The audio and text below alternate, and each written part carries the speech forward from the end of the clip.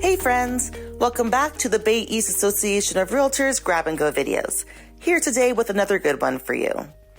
Would you like to customize your quick search? Easily add fields like county or HOA fees into your quick search. Click on the Edit Widget toggle at the upper right corner of the quick search screen. You can add any available fields you would like from the Available Fields section, then selecting the Add button.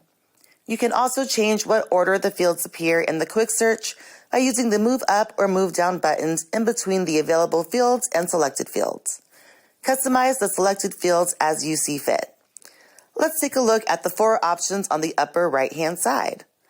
Apply/Save will save changes to an existing saved quick search. Apply/Save As will save changes to a new saved quick search. This allows you to have different types of saved quick searches. Access them by clicking on the Load Save Quick Search button on the main screen. If you choose Apply, it will save changes to the default quick search. This option works pretty much the same way as Apply Save. It is saving the changes on the search you are working on right now.